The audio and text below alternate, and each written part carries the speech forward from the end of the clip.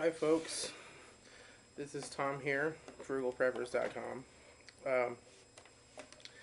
I had a request, or I made an offer, and somebody said, yeah, show me how to make a 5-volt regulator.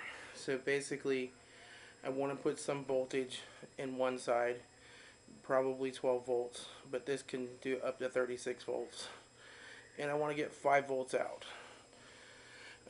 And this could also do 9 volts or whatever voltage you wanted, depending on the voltage regulator IC that you choose.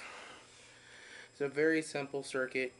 A lot of beginning electronics classes start with this little circuit, just because you often need 5 volts when you're working with electronic circuits. So this is a 7805. It's an LM7805 voltage regulator. It's a very common part. And you can also get them in a 7806, a 7809, a 7812, and that would be 5, 6, 9, 12 volts accordingly. So the idea here is, I notice a lot of guys, they plug in a little AC adapter into an inverter that's running off of their battery, which is being charged by their solar. And what you run into there is the typical modified sine wave inverter, or if it's a true sine wave, it can be even worse efficiency. 85% efficiency, so you lose 15% there. Then it goes back into AC, and then that little wall unit, AC adapter, then has a transformer that steps down the voltage. It then runs it through a bridge rectifier, some filtering capacitors, and steps it down and converts it back to DC, and you're losing another 15% easy in that process. So now you're just wasting 30% of the power you're using. This is a much more efficient way to drive small things that require less than an amp. And basically this IC can handle up to an amp if you put a heatsink on it. Without a heatsink, it's not rated nearly as high. I probably wouldn't try to put more than a half an amp through it, maybe 300 milliamps. But if you put a standard TO220 heatsink on the back of it, then you'll be able to get up to an amp out of it. If you do overload it, it has thermal protection. It will shut itself down before it burns itself out. And basically you have a couple of capacitors, just basically to handle power surges to help keep the voltage regulated a little better, and then a small ceramic for filtering and making sure that the current's nice, even power flow coming out. And that's basically all there is to this little circuit. There is still some power wasted, and it gets wasted in heat because it has to dissipate the extra voltage that it's not using into heat when it steps it down. But way less gets wasted this way than with a double conversion from DC to AC back to DC. Okay, here's what you're going to need for this project. The most important part is going to be the LM7805 voltage regulator. And you can buy this little guy at Radio Shack. The next thing you're going to need is a small little circuit board, which basically has a bunch of little contacts, and then you can solder things together with the wire as you need to. You can buy this at Radio Shack. You may want a heatsink for your voltage regulator if you're going to be pulling more than 300 or 400 milliamps through it. If you get up towards an amp, which is 1,000 milliamps, then you're definitely going to need this. You can buy these at Radio Shack. I got this one at Electronics Surplus Store. You're also going to need a 100 microfarad. Make sure I got that right. 100 microfarad electrolytic capacitor.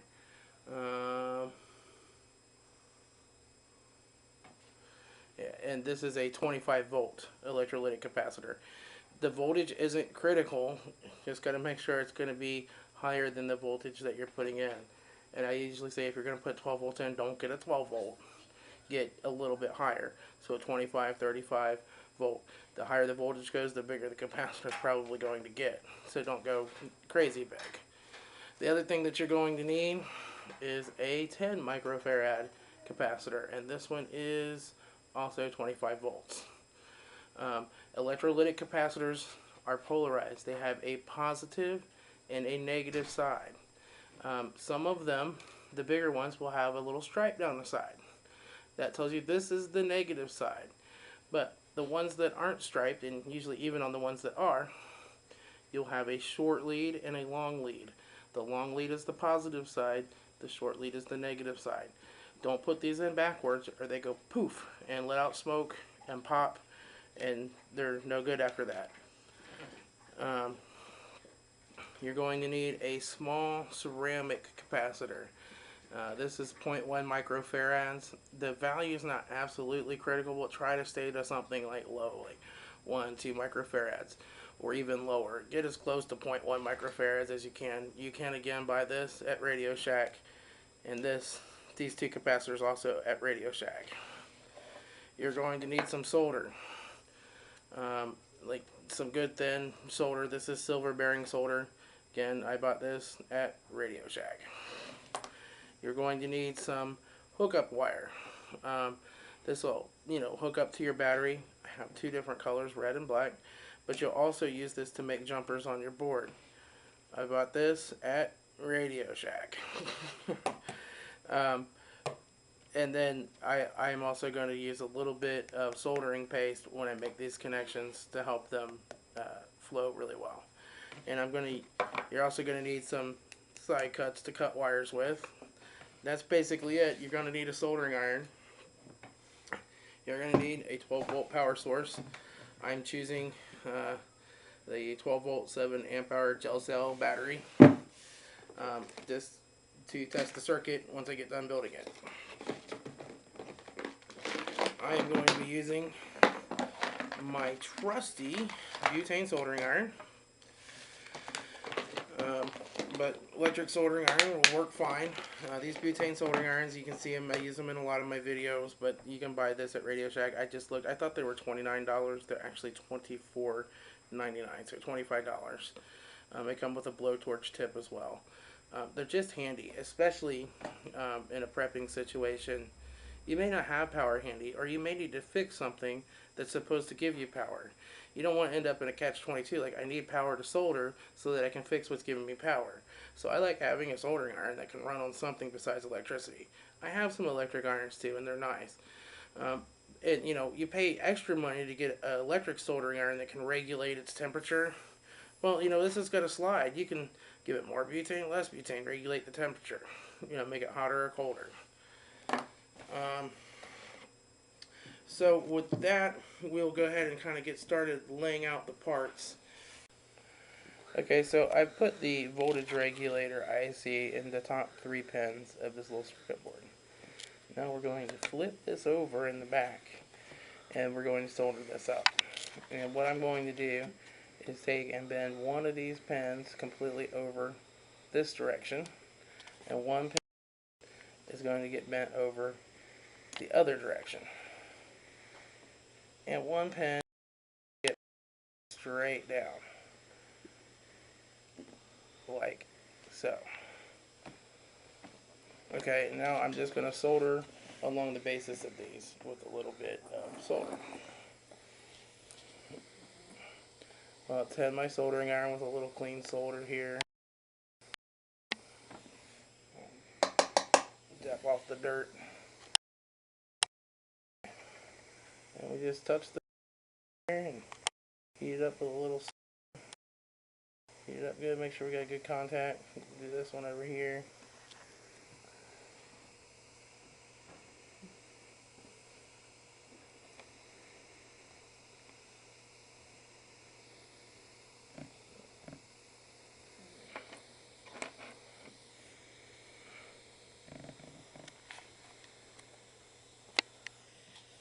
And we'll do this pen over here.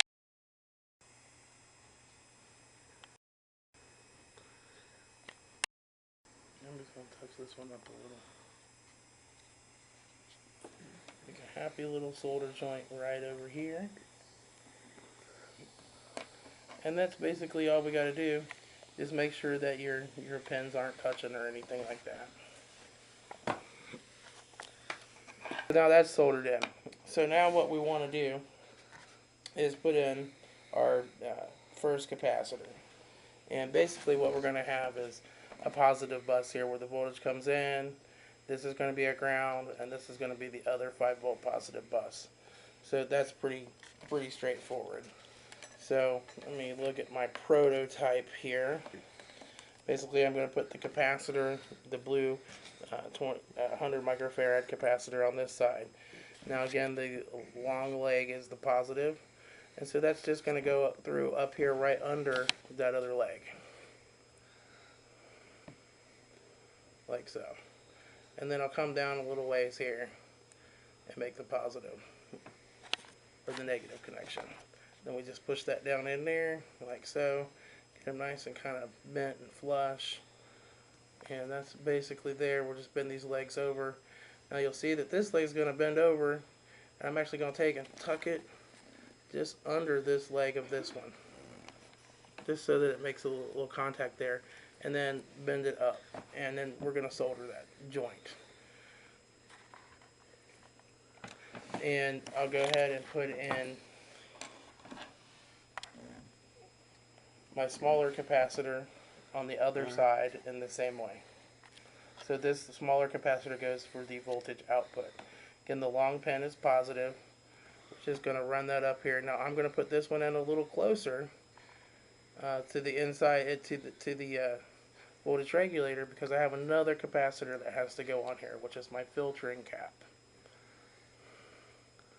And so this is the 10 microfarad capacitor here. And I'm going to tuck that wire underneath it here and pull it up and bend this one down.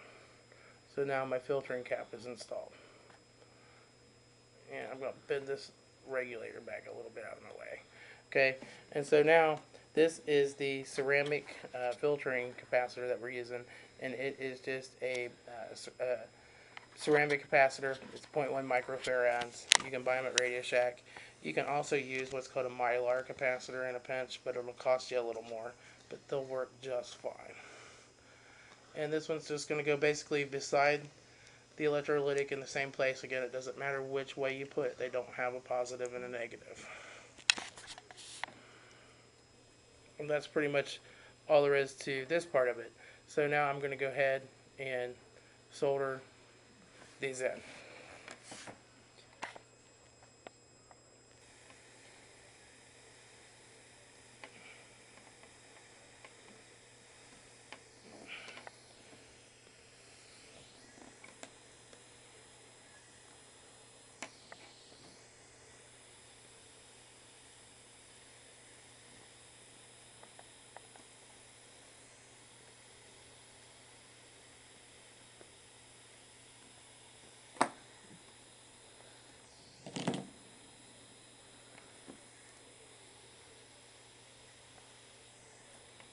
It's okay if you get a little solder on these other pads. It's not going to hurt anything.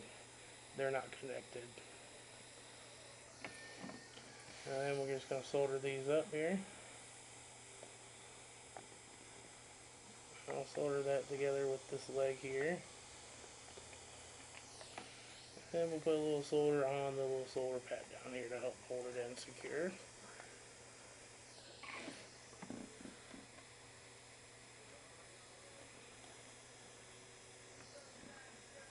Just gonna touch all this real good, put some heat in it, make sure it's got a good clean solder joint.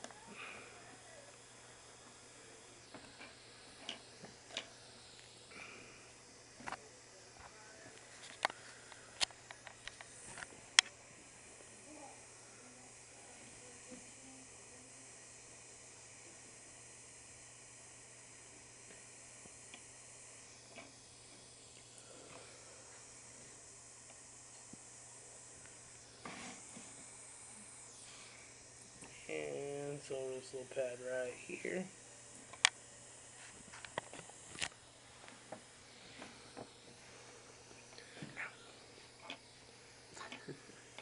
It's kind of hard because the board keeps sliding around and I'm trying to show you what I'm doing. I'm just going to have to pull this one over here close and do it so I can see what I'm doing.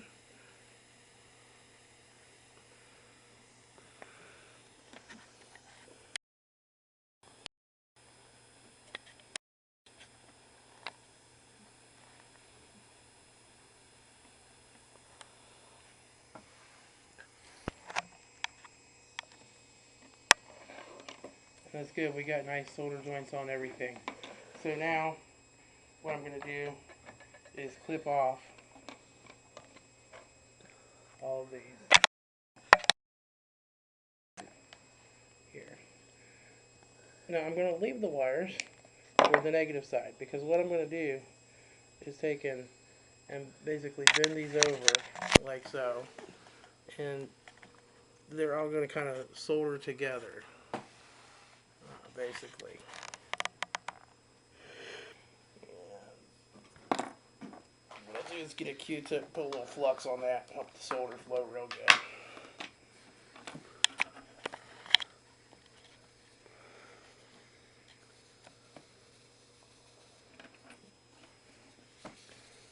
Bring some heat up on the iron.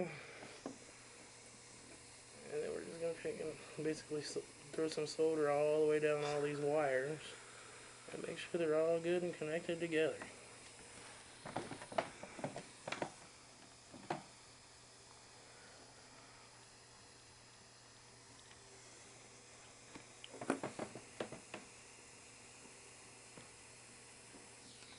That's all there is to that.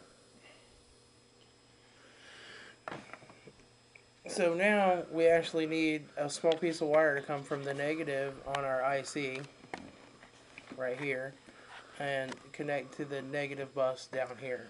So for that we're just going to cut a small piece of our wire and strip the ends off of it.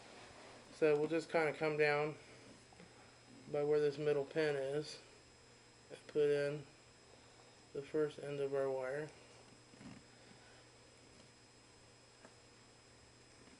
I can get it in there.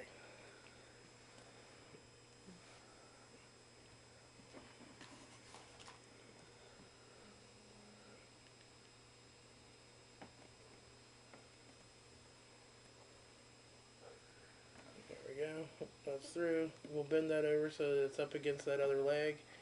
And then the other end of our wire's got to go in here. And it needs to go up closer to this negative bus.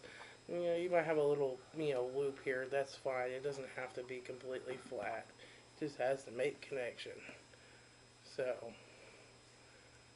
we'll just take and put our wire in here. The other thing is this wire that I got is just a little thick for these holes. I maybe should have gotten some smaller gauge wire, like some 20 or 22 gauge.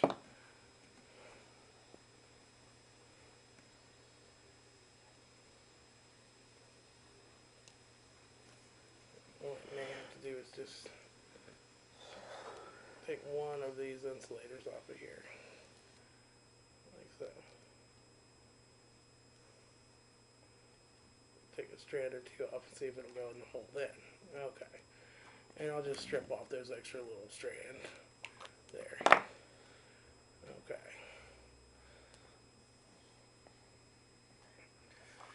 And so now we'll just solder those on.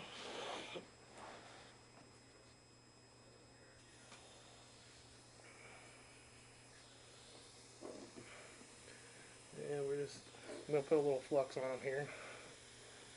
Let the solder stick flow.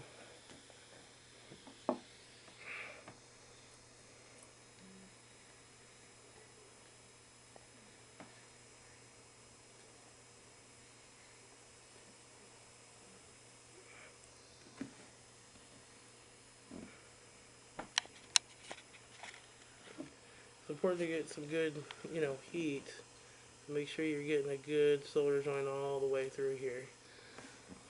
You don't want to end up with a cold solder joint which sticks and looks good, but it turns out it's not actually electrically conductive.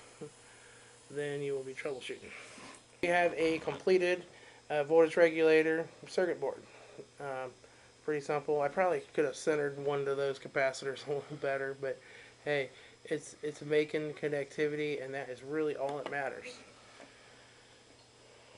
And now all I'm going to do is put on my jumper wires. And okay, so now we got our jumper wires made up, and basically we just got to solder in a positive wire on each side and a negative wire on each side.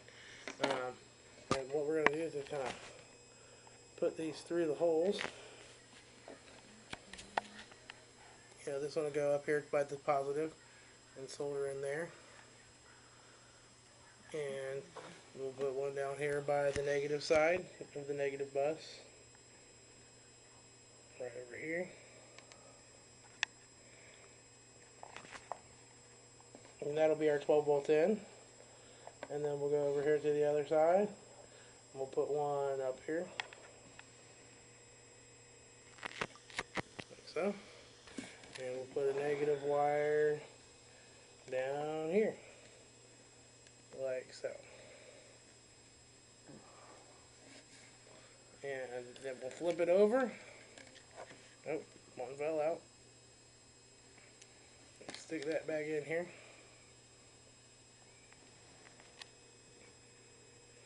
Flip it over. And we'll solder all these wires down. So basically your black wire is just going to go on the negative bus here.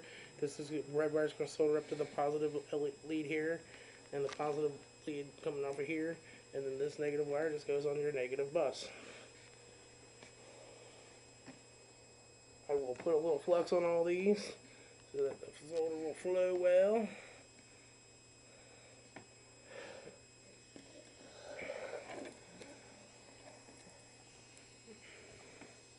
And we'll just solder this right up.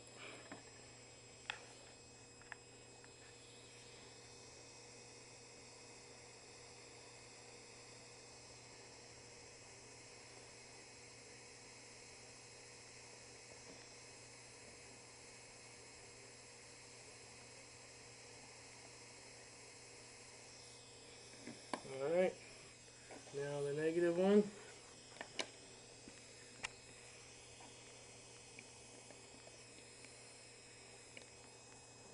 You gotta put a little weight on here to help hold it. Get it soldered.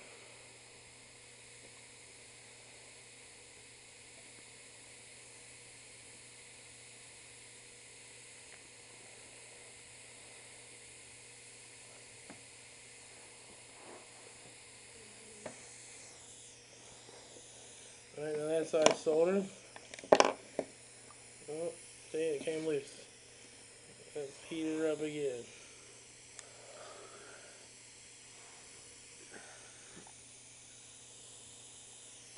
There we go.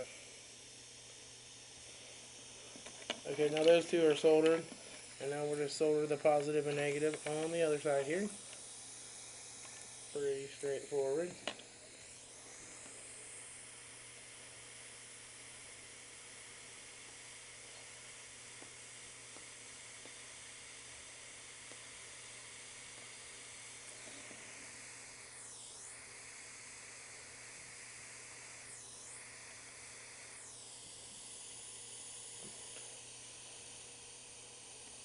Okay, now we'll do the red wire on this side, the positive.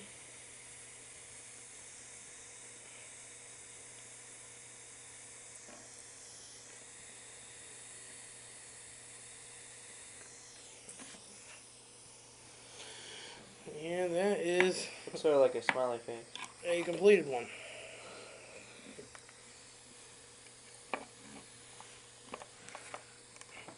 Okay, so now what we're going to do is we're going to test this. It's pretty simple to test. We're going to hook up some alligator clips to connect this voltage regulator to the battery. Mm.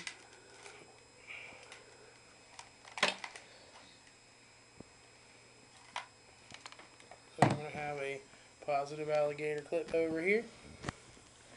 Put my 12 volt side in. And it's going to go to the positive lead on my battery. I'm going to have a negative side over here. Turn on my soldering iron.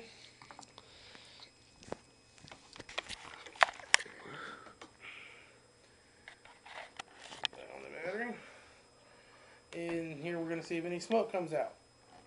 Oh, no smoke. Okay, I'm going to set my multimeter is on to read 10 volts DC. And we're just going to hook our probes up from our multimeter and see what voltage we're getting out. And what is it on? 10 volts, or TDHMS. No, we should be looking right there for 5. Oh, okay. And we got 5 volts right there. And on the input, we got, we buried the needle. We'll have to switch it up a level here. On the input, we got about 13.5 volts. So there you have it. That's how this works, folks. You know, now you can do this. And again, I have the heat sink here. I didn't put the heat sink on this one, but basically you would just put this heat sink in here and put a bolt through it, and that will help you to be able to get up to an amp out of this. So 1 amp is 1,000 milliamps. So when you look at your DC adapters, just look and see how many milliamps they have. 100 milliamps is 1/10 of an amp. 500 is a half. And then the other thing is, again, you can buy a 7809 or a 7812 and be able to regulate this at 512. I think they even make a 7806. And then the other thing is, don't buy the 7900 series. They're a negative voltage regulator to regulate voltage on the negative side. You want the 7800 series. That's it. If you have any questions or comments, please feel free to like, subscribe, give me questions, comments. I always appreciate feedback, ideas. And this is Tom with FrugalPreppers.com. Thank you.